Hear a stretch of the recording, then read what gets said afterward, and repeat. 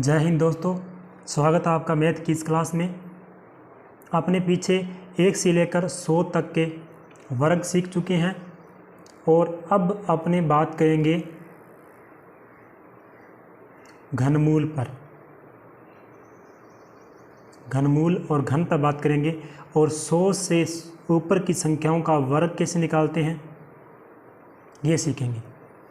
और वर्गमूल अपने कितनी भी बड़ी संख्या दे रखी हो उसका वर्गमूल कैसे निकालते हैं ये भी अपने पिछली क्लास में सीख चुके हैं। ठीक है, तो पहले बात करते हैं कि अगर संख्या 100 से ज़्यादा हो, 100 से बड़ी संख्या हो तो उसका वर्ग कैसे निकालते हैं। अब जैसे मान लो मेरे पास है 101, अपने इसका स्क्वायर करना है या वर्ग करना है तो कैसे करेंगे।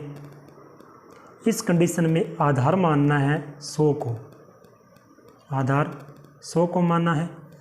चेक करना है कि 101 100 से कितना बड़ा है, तो 100 से जो 101 है वो कितना बड़ा है, 1 बड़ा है ना। भी मान लो आप ऐसे लिख सकते हो 101 में से 100 निकाल दें तो अपने पास आया 1। इस 1 का स्क्वायर करना है, इस 1 का स्क्वायर 1 होता है, अपने को डिजिट 2 लेनी है तो इसका 01 हो गया स्क्वायर। इस 1 जितना ज़्यादा है उतना उस संख्या में जोड़ दो। 1 ज़्यादा है तो 1 को इसमें जोड़ दो, 2 ज़्यादा होता तो 102 होता, यहाँ पे 102 में जोड़ देते। तो 1 ज़्यादा है 101 तो इसमें 1 और जोड़ दो, 102 ये किसका स्क्वायर हो गया, 101 का स्क्वायर हो गया।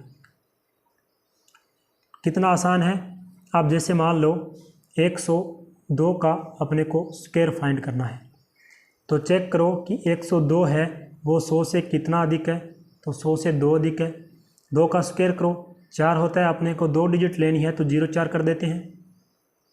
अब 102 कितना अधिक है, 2 अधिक है, तो इस 2 को इसमें जोड़ दो, 104 04, ये 102 का स्क्वायर हो गया। जैसे मान लो अपने पास है 104, इसका अपने को स्क्वायर फाइंड करना है तो कितना अधिक है, ये 4 अधिक है। 4 का स्क्वायर 16 और इसको 4 इसमें जोड़ दो, 108 16, ये किसका स्क्वायर हो जाएगा, 104 का स्क्वायर हो जाएगा। यानी अगर आपको ऐसे निकालना हो तो आप बिल्कुल आसानी से निकाल सकते हो 100 को बेस मानकर। ठीक है, आगे बढ़ते हैं। जैसे मान लो अपने को निकालना है 112 का स्क्वायर निकालना है तो 12 कितना अधिक है, 100 से 112 12 अधिक है, 112 का स्क्वायर 144। लेकिन ध्यान रहे अपने को 2 डिजिट लेनी है तो इस 1 डिजिट को हासिल के रूप में रख लेंगे, कैरी के रूप में रख लेंगे। तो 12 है अधिक तो इसको जोड़ दो, 124 और ये 25 तो 125 हो गया और 44 पीछे वाली 2 डिजिट, ये किसका स्क्वायर हो गया, 112 का स्क्वायर हो गया।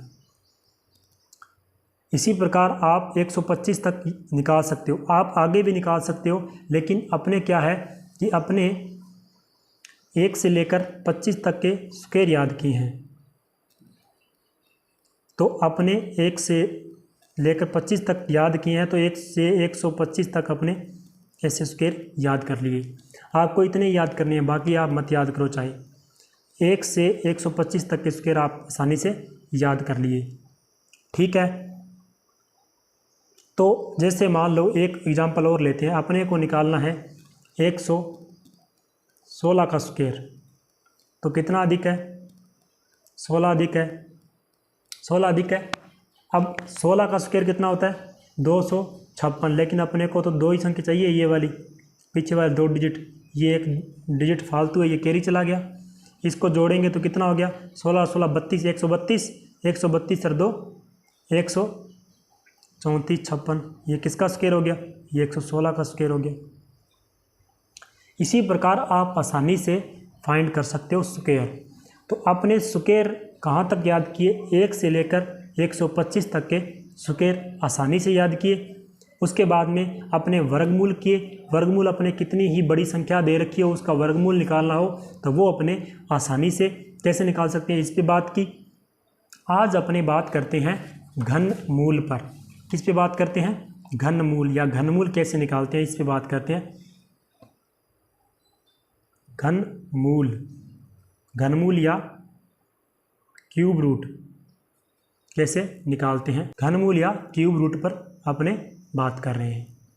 अब ये कैसे निकालेंगे, इससे पहले इस घनमूल पर आने से पहले आपको क्या करना है, 1 से लेकर 9 तक के आपको घन यानी क्यूब याद होने चाहिए। मैं लिखवा देता हूँ। 1 का क्यूब 1, 2 का क्यूब 8, 3 का क्यूब 27, 4 का क्यूब 64, 5 का क्यूब 125, 6 का क्यूब 216, 7 का क्यूब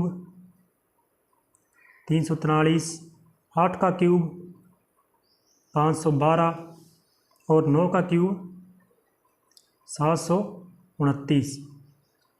ये आपको याद होने चाहिए 1 से लेकर 9 तक के क्यूब। अब अपने सीखेंगे कि इनकी मदद से अपने क्यूब रूट कैसे फाइंड करते हैं, वो भी 2 सेकंड के अंदर अंदर। तो स्टार्ट करते हैं। देखो, घन मूल होता है, इसका चिन्ह क्या होता है, कोई संख्या x दे रखी है, इसका रूट ऐसे और यहाँ पे लिखा होगा 3।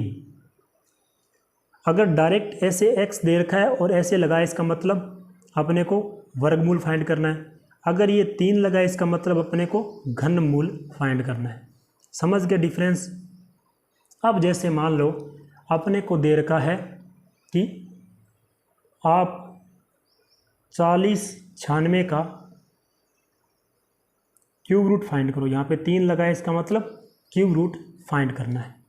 अब इसको निकालने से पहले अपने थोड़ा बैक चलते हैं और अपने बात करते हैं कि अपने स्क्वायर कैसे फाइंड करना सीखा था।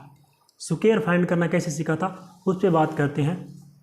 उसके लिए मैं एक एग्जांपल लेता हूँ, फिर इस पे आते हैं अपने स्क्वायर के लिए। जैसे मेरे पास था 34 81, अपने स्क्वायर फाइंड कर रहे थे तो पीछे 2 डिजिट छोड़ देते थे, छोड़ रहे थे ना, 2 डिजिट छोड़ दी। अब अपने चेक करते थे कि एक किसके स्क्वायर में आता है, तो एक तो 1 के लास्ट में आता है, एक 9 का स्क्वायर 81, फिर 1 आता है, 1 और 9 इस 2 डिजिट छोड़ देते थे। अब देखते थे कि ये 34 है, ये किसी का स्क्वायर नहीं है, तो इससे छोटा स्क्वायर किसका होगा, 25 5 का, 6 का 36 ज़्यादा हो गया, तो ये लगाते थे। 51 और 59 में से किसी एक का ये स्क्वायर है। ठीक है, अब चेक करते थे कि बीच में क्या आएगा, इसके बीच में आएगा 55, तो 55 का स्क्वायर कितना होगा 25। इसको एक संख्या आगे 6 से गुणा कर दो तो 30 30 25 30 25। अगर 55 का स्क्वायर है 34 80, 30 25 ज़्यादा है ना 81, तो किसका स्क्वायर हो जाएगा 59 का स्क्वायर हो जाएगा। ये तरीका था अपने वर्ग मूल फाइंड करने का। ठीक है, अब घनमूल में कैसे करेंगे, तो घनमूल में इसी तरीके को करेंगे, बस इसको थोड़ा सा चेंज कर देते हैं। कैसे, 40 96 है, अपने वर्गमूल थे 2 संख्या, लेकिन अपने पास अब घनमूल निकालना है तो 3 संख्या छोड़ दो पीछे, इसको ऐसे काट दो, काट दिया। अब उसमें 2 कंडीशन बन रही थी, 1 2 कंडीशन बन रही थी, इसमें सिर्फ और सिर्फ एक कंडीशन बनेगी। एक कंडीशन कैसी बनेगी कि अब आप चेक करो कि 6 किसके लास्ट में आता है, 6 किसके लास्ट में आता है। अब देखो 6 का स्क्वायर क्यूब किया तब आया 6, और किसी के लास्ट में 6 नहीं आ रहा ना, तो पीछे वाले डिजिट 6 फिक्स हो गई, 6 फिक्स हो गया, यानी पीछे 6 आएगा।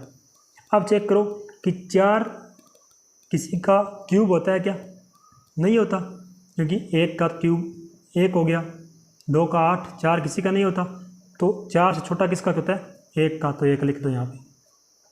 40 96 16 का क्यूब होगा, यानी 40 96 बराबर होगा 16 का क्यूब। कितना आसान है, समझ गए ना आप। इस प्रकार जैसे अब 1 2 एग्जाम्पल और करते हैं अपने। मेरे पास है 27 44, क्या करेंगे, इस 27 44 का अपने को निकालना है क्यूब रूट। तो पहले 3 डिजिट को छोड़ दो। अब चेक करो 4 किसके लास्ट में आ रहा है, 4 आता है 4 के क्यूब में, देखो 64, 4 के क्यूब में 64 आ रहा है ना। अब 4 फिक्स हो गया। अब 4 से ये देखो 2 किसी का नहीं होता क्यूब, 2 से कम 1 का, तो ये 14 का हो गया। 14 का क्यूब निकालेंगे तो आएगा 27 44। 14 का क्यूब बराबर 27 44, है ना कितना आसान। तो अगर आपको ऐसे इस तरीके से मैथ करनी है ना, तो आप इस चैनल को लाइक शेयर सब्सक्राइब कर देना, और अपने डेली मैथ की क्लासेस लेके आएंगे और सारे के सारे कंप्लीट करेंगे टॉपिक्स, ठीक है। अब जैसे मान लो मेरे पास एक और मैं एग्जांपल लेता हूँ, बड़ा एग्जांपल ले लेता हूँ मैं, मान लो 57 17 87, ये ले लिया मैंने। इसका निकालना है अपने को क्यूब रूट। तो क्या करोगे, पीछे वाले 3 डिजिट छोड़ दोगे। अब देखो 7 किसके लास्ट में आता है, 7 3 के लास्ट में आता है, 3 का 27 तो 3 के लास्ट में आएगा। और 571 किसी का नहीं होता क्यूब, 571 से कम 8 का होगा 83, तो ये 83 का क्यूब है। यानी 83 का अगर मैं क्यूब करूँगा तो कितना आएगा, 57 1 8 7 और ये आएगा। समझ रहे हो ना। या मैं इसका क्यूब करूँगा, यानी इसका क्यूब करूँगा 57 100, इसका मैं क्यूब करूँगा तो किसका आएगा, 83 का, ये क्यूब है। समझ रहे हो कितना आसानी से। अभी चलो एक एग्जाम्पल और करते हैं। अपने पास एक संख्या है 10 648, इसका अपने को क्यूब फाइंड करना है। कैसे फाइंड करेंगे क्यूब, पीछे वाली 3 डिजिट को छोड़ देंगे, छोड़ दिया। अब चेक करो 8 किसके लास्ट में आ रहा है, 8 किसके लास्ट में आता है, तो 8 आता है अपने 2 के लास्ट में आता है ना, 8 2 का 8 होता है। तो 10 से छोटा स्क्वायर अब किसका होगा, 10 से छोटा 8 का ही होगा, 2 का ही होगा, 2 का 8 3 का 27, तो यहाँ पे 2 रखो, ये 22 का होगा। 22 का क्यूब करोगे तो कितना आएगा, 10 400 648। समझ रहे हो ना। इसी प्रकार से आप क्यूब फाइंड कर सकते हो, घनमूल फाइंड कर सकते हो। तो आप इस पर प्रैक्टिस करना। और अब अपने एक टॉपिक स्टार्ट करेंगे मैथ का। तो मैथ का टॉपिक अपने स्टार्ट करेंगे पहले टाइम एंड वर्क। बहुत ही शानदार तरीके से स्टार्ट करेंगे, और पहले घनमूल और वर्गमूल के क्वेश्चंस कंप्लीट करेंगे। कुछ क्वेश्चन कंप्लीट करने के बाद में टाइम एंड वर्क कंप्लीट करेंगे। टाइम एंड वर्क में बहुत ही बेहतरीन तरीके से करवाऊंगा आपको, इसलिए हमारे साथ बने रहिए। चैनल को लाइक शेयर और सब्सक्राइब कर देना, और ताकि आपको नेक्स्ट वीडियो आते ही नोटिफिकेशन प्राप्त हो जाए। और ये टाइम एंड वर्क की वीडियो आज शाम तक मैं कोशिश करूँगा कि आपको प्रोवाइड हो जाए। तो बने रहिए हमारे साथ। धन्यवाद। आपका दिन शुभ हो।